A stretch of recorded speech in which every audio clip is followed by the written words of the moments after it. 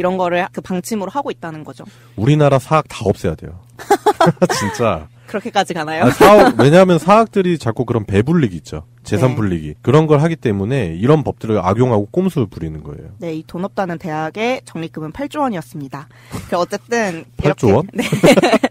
네, 그래서 최저임금 인상을 이렇게 무력화시키는 회사나 심지어 대학들까지 많아지고 있는데 네. 지금 이쯤에 전국민주노동조합 총연맹회에서 상담 전화가 이렇게 받는 걸 보면 이 문제가 가장 빈번하대요. 이렇게 꼼수를 부려서 각종 수당 같은 거를 기본급 계산에 포함을 시켜버리거나 아니면은 인력을 감축시키고 뭐 권고사직 정리해고 사유로 뭐 다 인건비 인상을 얘기하면서 사직을 시킨다든지 아니면 휴게 시간을 확대시키는 등의 그런 꼼수들을 계속 사업장에서 부리고 있는 건데요. 이런 거에 더불어서 최근 기사들을 보면 언론의 기사들을 보면 그 소비자 물가 상승 요인으로도 최저임금 인상을 강조하고 있고 그리고 최저임금의 인상으로 인한 여파, 민심의 불안 최저임금의 그런 괴물 같은 그런 속성들에 대해서 얘기하고 있는 언론들이 요즘 또 굉장히 많아요. 네. 그래서 이 모든 일들이 제가 얘기한 모든 일들이 중소상인들과 자영업자를 망하게 하는 이런 일들이 고작 1시간에 1,060원 인상된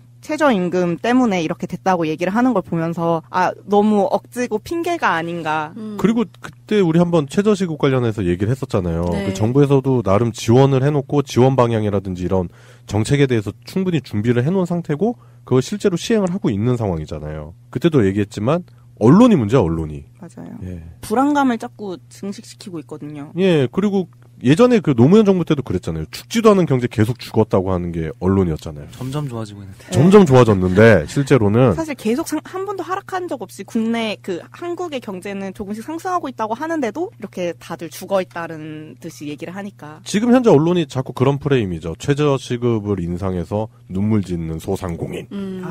근데 이게 약간 그 왜 19세기 그 영국 소설 같은데 보면은 네. 막 이렇게 노동자가 막 되게 뭉개지고 네. 사업가들 막 와 이렇게 탐욕적인 존재로 묘사되는 그런 소설들 있잖아요. 찰스 디킨스의 올리버 트위스트? 근데 거기서 약간 그런 사업가들이 취하는 스탠스랑 되게 비슷한 것 같아요. 야, 우리 되게 힘들어. 네. 우리 아껴야 돼. 재정난이야. 근데 그거 너 탓이다? 최저임금 너 많이 받아서?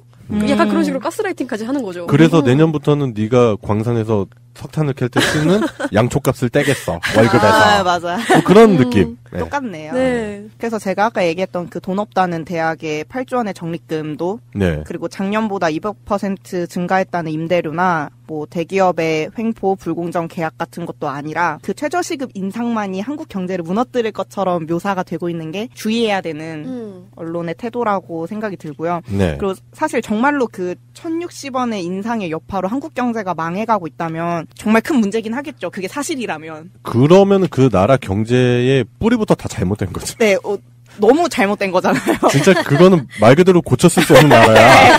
망한 거죠, 저희 나라. 네. 이미 망한 거야, 망한 거. 다스도 있고 박근혜도 있는데 우리나라에 이만큼 지탱하는 거 보면. 그럼요. 이명박 박근혜 기간 동안 버텨낸 나라가 보자 시급 1,600 얼마 올렸다고 해서 망한다면은 이상한 나라지. 네, 그래서 그 아까 얘기하셨듯이 정말 그 밑바닥부터 잘못되었다라는 가정으로 봤을 때도 사실 맞기는 해요. 왜냐면은 그 밑바닥 자체가 그 정규직 밑에 비정규직이 있고 그 밑에 뭐 계약직 뭐 이렇게 해가지고 최저시급을 받는 사람들이 가장 서민들이잖아요. 네. 근데 그 사람들의 최저임금 자체가 굉장히 낮게 책정이 되어 있기 때문에 물가는 상승하는데 낮은 최저임금 때문에 그 악순환이 계속 반복되고 소상공인들 아니면 서민들은 굉장히 마이너스의 삶, 돈을 계속 벌어도 마이너스가 되는 삶을 살고 또 위쪽에서는 배불리 먹고 하니까 결국에는 소득 불평등을 초래하고 있는 거잖아요. 그렇죠. 그리고 현재 저희의 상황이 사실 소득 불평등 때문에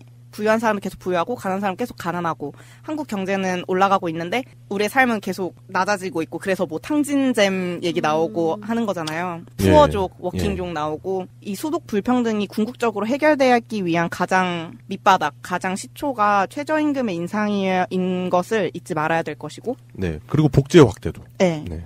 그리고 심지어 19대 대선에서 안철수, 홍준표, 유승민 후보 다 최저임금을 할 수밖에 없는 이유를 열심히 말씀하셨기 때문에 네. 궁금하신 분들은 찾아보시면 될 것 같고 그거 얘기 안 한 사람 없어요. 네. 다 얘기했지. 맞아. 그러니까 궁금하면 솔직히 그걸 모르는 사람이 어디 있어요. 그렇기 때문에 최저임금이 절대적으로나 상대적으로나 낮은 이 땅 위에서 세워져 있던 모든 경제나 이런 것들이 사실은 무너지는 거면 무너지는 게 맞다고 봐요. 새로 다시 선순환이 되도록 고쳐져야겠죠. 그래서 현재 마이너스 경제를 사는 그런 소시민들의 최저임금이 플러스 삶을 살아야지 지출이나 뭐 공급 수요 뭐 이런 것들의 선순환으로 이어질 것이다. 그렇기 때문에 너무 최저임금의 1,060원 인상을 가지고 결국에 몇 년 뒤에는 저희가 이런 애 저런 애 중내 경제가 중내 해도 1만 원 시대가 오기는 할 거잖아요. 그럼요. 예. 결국에는 오는 거, 자명한 거죠. 네, 오는 거기 때문에 그게 맞는 방향이기 때문에 네. 너무 언론 플레이에 막 노란하거나 가슴 아파하거나 하지 않았으면 좋겠다는 생각입니다. 네, 너무 잘못된 거잖아요. 진짜 그거는 말 그대로 고쳤을 수 없는 나라야.